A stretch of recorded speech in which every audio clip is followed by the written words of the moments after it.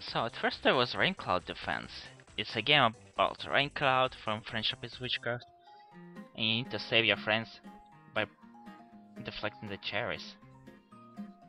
You know, in actual show, Raincloud just deflected one cherry bomb and... cherry bomb. I just now got the spawn. Cherry bomb. Why did they call it a cherry bomb? You know, is it a bomb that just looks like cherry? I have no idea. Because I know it has like this fuse and like this bomb stuff. Did anyone actually use those kind of bombs which, you know, you see in cartoons nowadays, like this big black thing with a fuse? Guess you could make something like this, you know, in your home. They just don't show you the stuff that is actually a bomb. I mean, this explosive thing that is most times a powder. Well, it can be a powder, it can be like a liquid or something and stuff.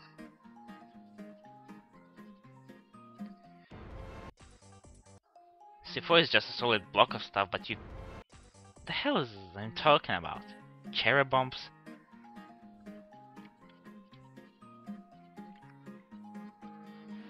I mean, I'm supposed to be talking about how you deflect these games, and it's kind of easy because, you know, you need to know that...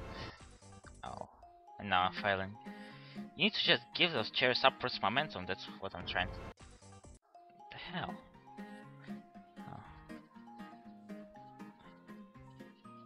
Yes.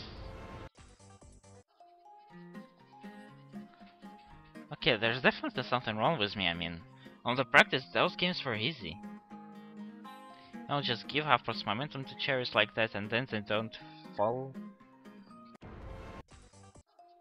And now she's throwing like 8 cherries at a time.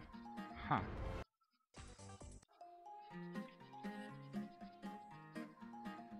One thing, this cherry has a lag on it. Maybe that's the point, I mean. It doesn't feel like it's moving smoothly.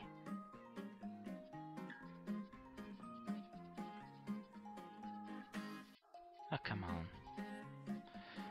Plus, you know, it has this weird shape on it, so it might have a weird hitbox. It's not like a bar from Arkanoid, it's just, you know, flat surface, so it's mostly about your speed and the part of a block that you...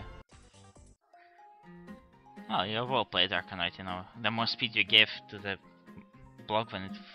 to the ball when it falls, the more angle it gets. Huh.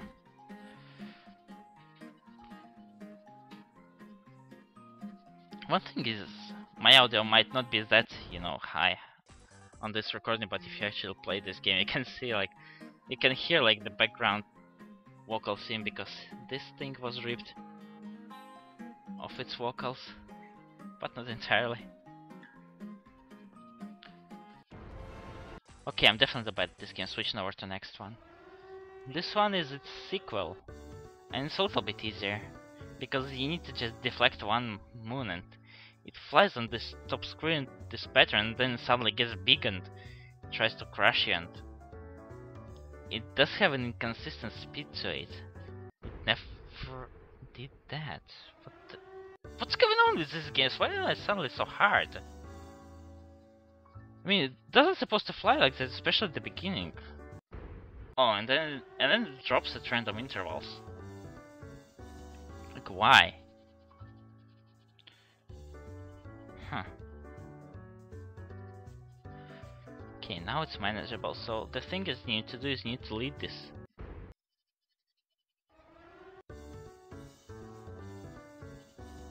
Okay, this wasn't manageable. Now, what am I doing wrong to make it? And I definitely missed this, so... You need to lead it, but not like in the match terms. Get up there. You need to lead the little and do the same thing you do with cherry bombs, just by making it fly on top of the screen when it suddenly grows big and tries to kill you all. You know, it's just happy flying there back and forth. Go. Oh, now it get this pattern. Huh. No, maybe it's not that. Maybe it's me who's giving it an angle, I mean. It's somehow transferred to this little moon because they're the same like moon when it gets big. Let's see. Yeah, definitely give it an angle. Now it's traveling like at this insane speed and stuff. Okay, now it's not. So what changed?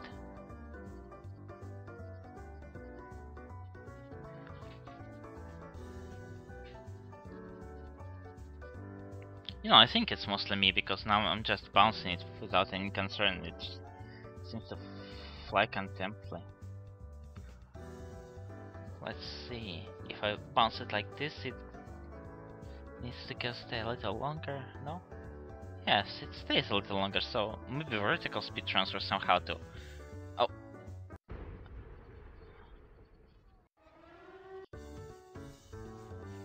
It's weird, so you don't want, you know, to get it. You don't want this moon to get angled when it grows big. Otherwise it's just going to fall, so let's not. Huh. Will you look at that? You know, now that I think about it, I don't think this moon like grows little. This little thing is just little indicator of where this moon is when it goes off screen like that. Huh.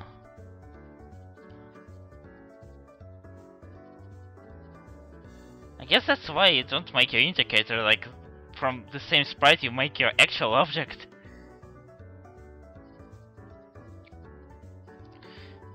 Because let me tell, originally I thought, you know, this moon would suddenly grow big and try to attack you. I need to deflect it back into space where it came from. Oh my god, now it's starting to... But suddenly everything is made clear. When you give it an angle, and it just flies in angles, so the indicator also flies in angles. Well, not angles, but, you know, it has horizontal velocity. And, you know, you need to just set up much higher, so it would stay there longer. Giving you more points, but...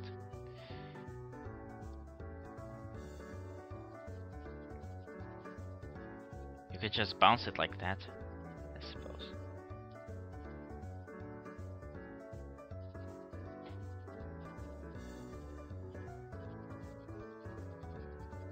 Yeah, this one is insanely easy if you do it like that and not like try to fling it upwards like I did there. But maybe you do need to try to fling it upwards once in a while, so... No, you don't need to fling it upwards once in a while. Huh. Yeah,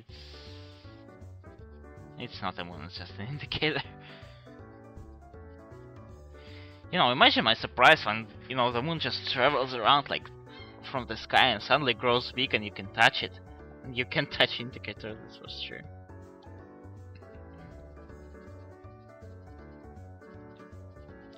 So what if I keep my Raincloud within the vicinities of this indicator?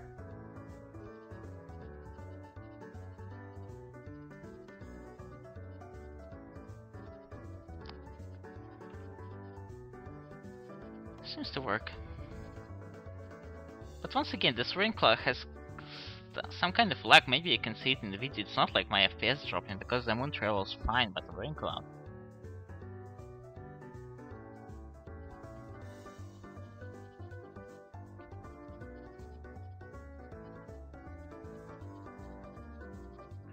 Yeah, stop right there.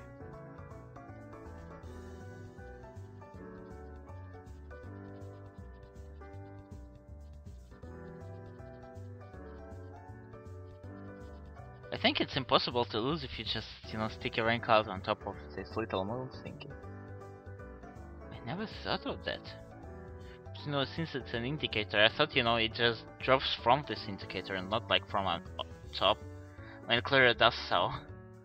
When you see for it.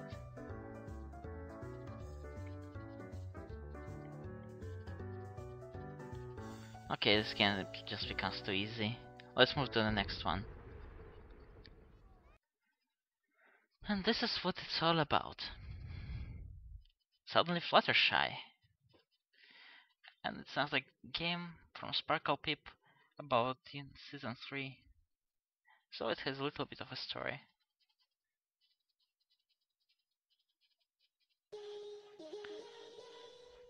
And as you can see, it's a total reskin of the first one. Except you can't like move back and forth. Well, you can only move back and forth. You can't like move upwards. On the other hand, it somehow eliminates lag. Because now Fluttershy is much more fluent in her motions. Guess this is some kind of a progress. But no real skill, you know, when the game comes out I just don't know why they exist all of a sudden. No, at first my motivation was like that the creator is learning how to make games. No, but you don't learn how to make games from, you know, reskinning your old one. So probably it's just me not understanding something that's obvious. And sometimes, you know, the only reason for existence you need is to just be funny.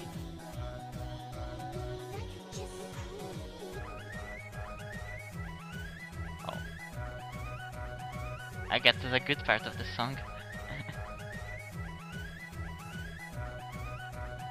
The beavers just keep coming.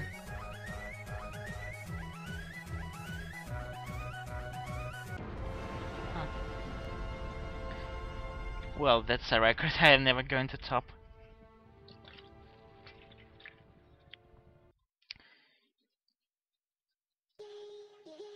You know, this one is... I guess it's a bit harder than the first two, because now I have to deal with beavers and their flying locations. But now it reminds me of the first game I've technically ever owned. It was well, a Russian ripoff of Game & Watch, let's say. And not Electronica, something other. It was about like... Well, you were on a moon base, and there were astronauts trying to get to the vehicle, and you had like one platform and needed to cover 3 chasms with it. So you just move your platform back and forth between chasms as astronauts fly out of the moon base and try to bounce to the... well, basically lander. You see, when I tried to just remember what this game is about and give my thoughts some kind of a description, it just drops my game skill to 0. And I guess that's bad for let's playing. I mean, you know, you either can't like force any cohesive sentence out of you, or you just can't game very well. And you have to choose one from another.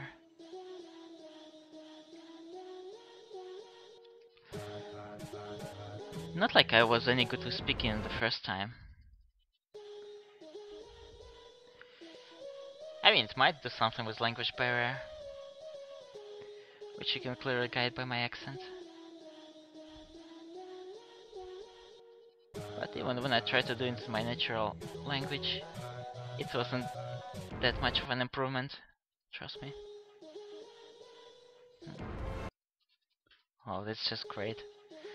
You know, I'm trying to see if you can like cheat this game by rocking Fluttershy back and forth and increasing your catching potential.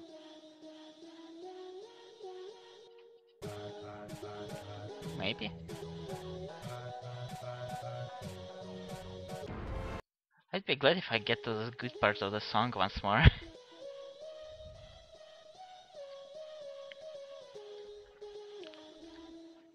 I suppose that's your only reward for playing this game. You know, here you have this... I'd say a real oversimplified game which you need to play, but you need to play to hear the full song play in the background, and you quickly get tired of this first part, which is a lot of yays. When you get good And when only when you get good, like the song becomes much more interesting and engaging. Huh. Here we go.